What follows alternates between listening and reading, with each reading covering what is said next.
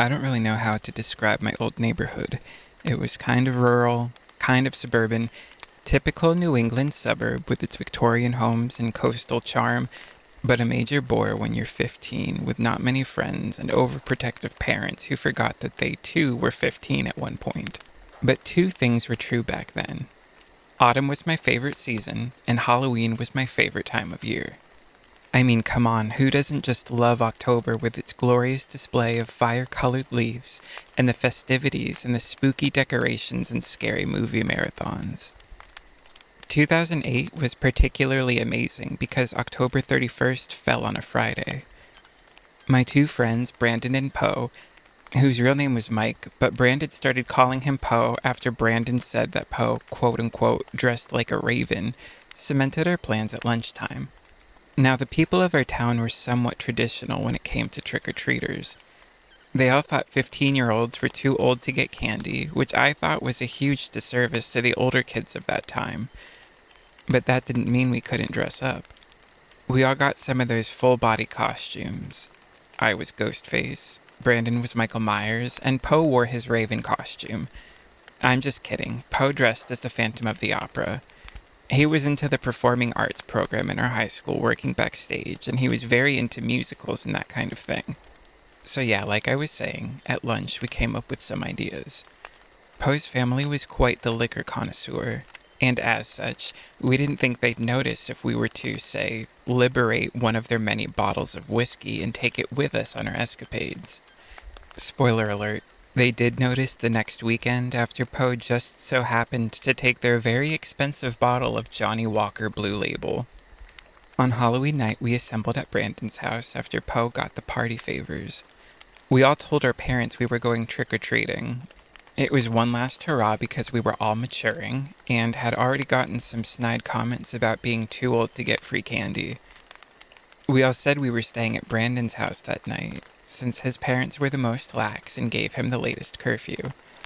His grandparents were hippies and met during the summer of love, and their easygoing proclivities trickled down to their parents, which worked out pretty well for Brandon. So we assembled the crew in his living room, and I still remember the jolt of electricity I felt when Poe opened his backpack to show us this unopened bottle of whiskey.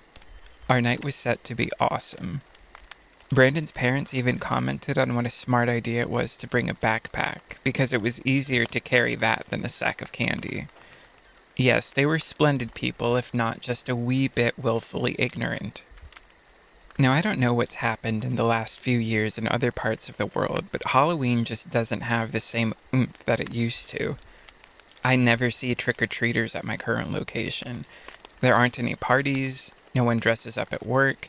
If I had it my way, it would be a national holiday, and the day of and the day before Halloween would have national school and work closures. But back in '08, I need to emphasize this, especially in Massachusetts. The neighborhoods during Halloween were like the lines of a theme park filling every crevice of the streets and sidewalks. It was otherworldly. You'd see people who really put the work into their costumes gallivanting the streets. Adults and children alike were decked out.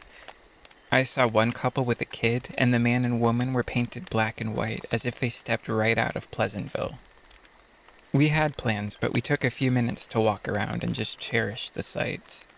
The air is charged, and the night feels so full on Halloween. It did get pretty frigid that night, into the low 30s, but when you're a New Englander, you know the importance of layering your thermals beneath your costume. But like I said, we had plans. There is a street about 3 miles away from Brandon's house where the houses were further apart, and at the end of the street was an abandoned 3-story manor with a bay behind it. There was a widow's watch and big bay windows. It looked like it was built in the late 18th or early 19th century, which was pretty typical of the architecture. A few of the windows had been knocked out, and you could see the old tattered curtains swaying in the moonlight.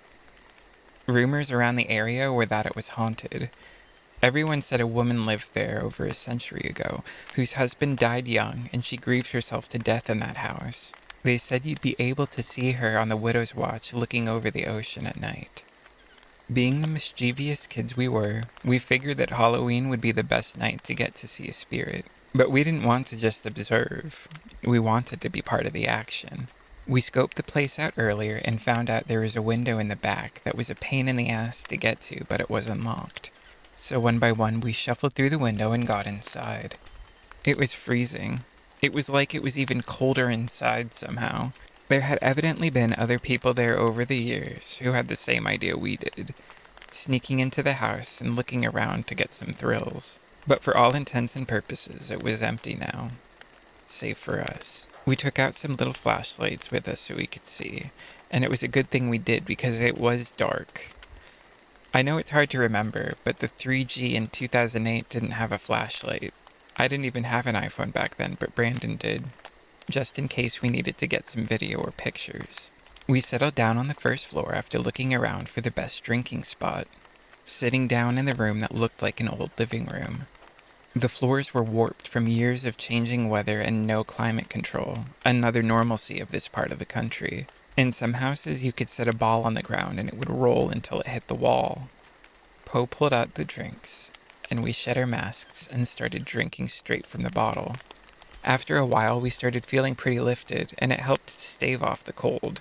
Although it was a very spooky endeavor to be in an abandoned house on Halloween, and I was a bit nervous that we were technically breaking and entering, it was enjoyable. Our explorative nature and liquid courage getting the better of us, we decided to venture around upstairs, initially nervous that it wouldn't hold our weight. One by one, we ascended the rickety staircase until we all met on the top floor landing. A little wobbly now, we each peered around the house and the old rooms, which were made even eerier than downstairs. They had old bedspreads and ornate but dilapidated bed frames and old tattered sheets.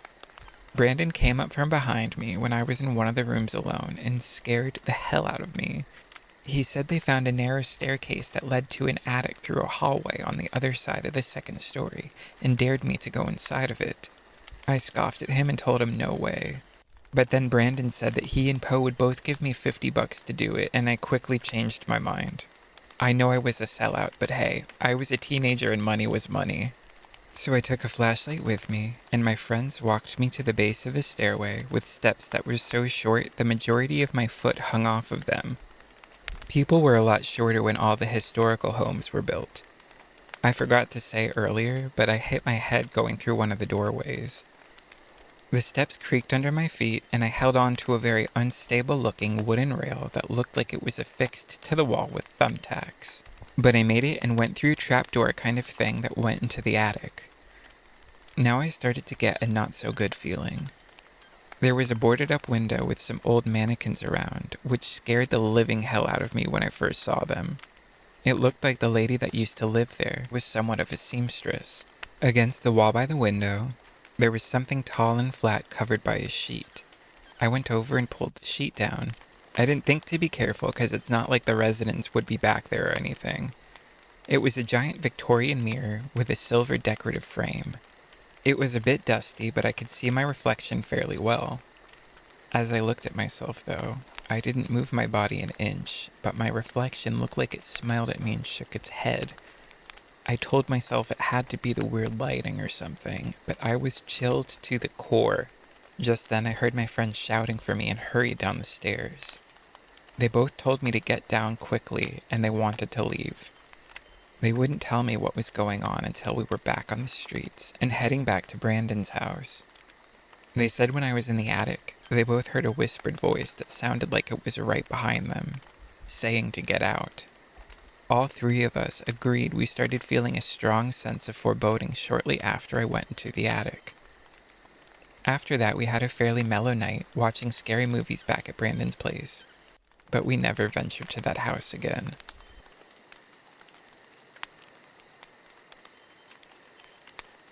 This happened when I was a kid years ago.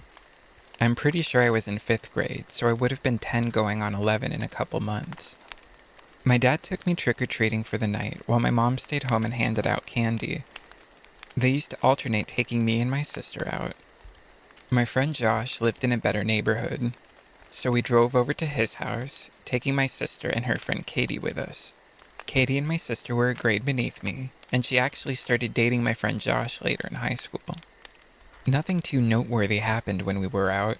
It was a fun night all around. I loved getting to dress up in a costume and show off in front of all of the different adults' houses. I was Woody from Toy Story, and my sister was Jessie. We've been pretty close our whole lives, and we used to coordinate costumes when we were younger. Josh's neighborhood was pretty full of kids running around and their parents on Halloween night, and the time just flew by. We each had pillowcases that were nearly stuffed to the brim and getting pretty heavy to carry.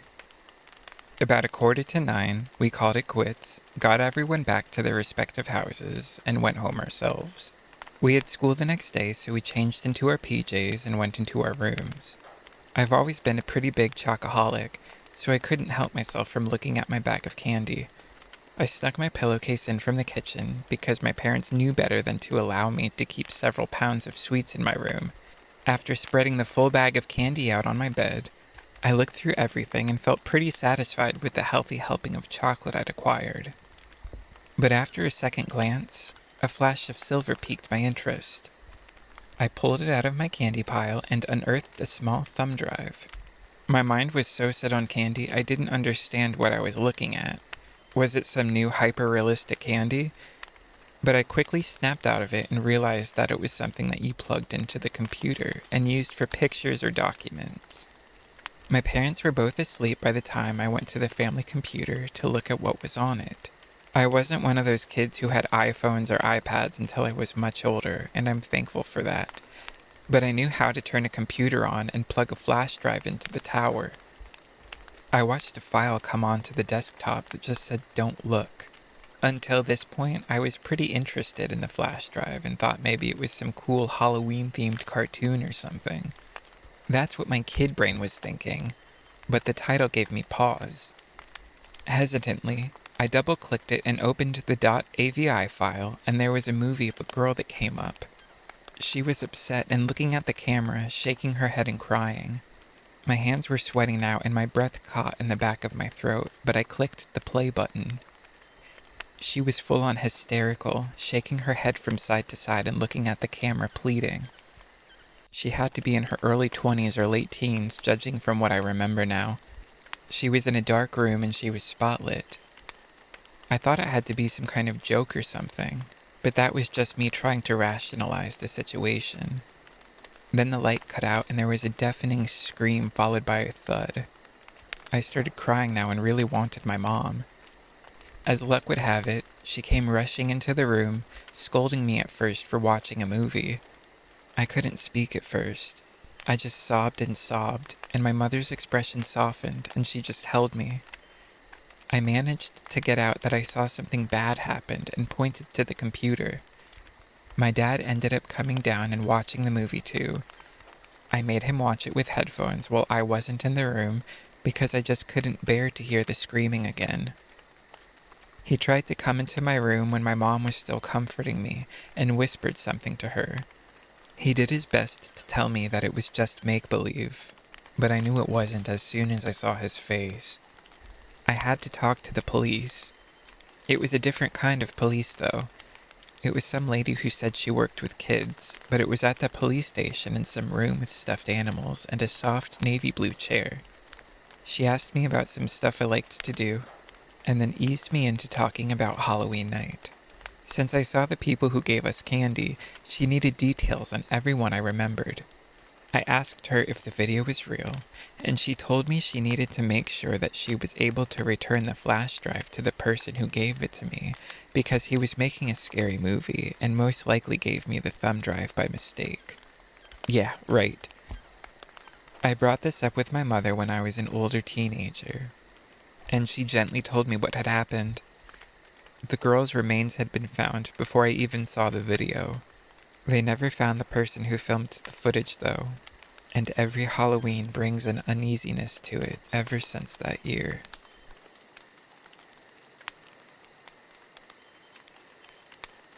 In the autumn of 1981, Boston experienced a wave of unsettling reports about mysterious figures dressed as clowns.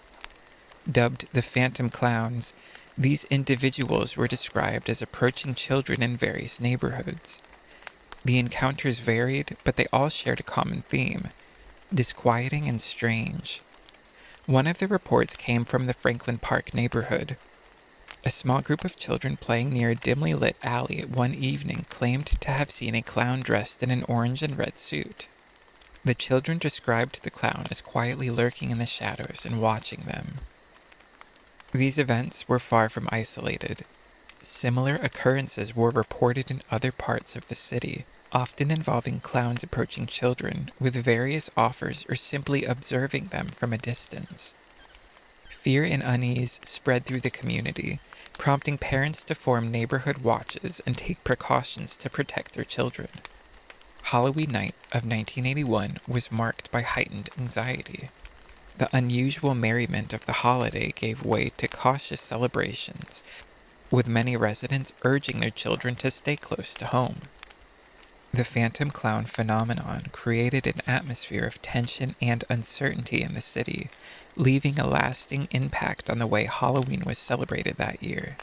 While the reports of phantom clowns and their motives remained unclear, the fear and mystery they brought with them continued to be a subject of speculation and discussion in Boston.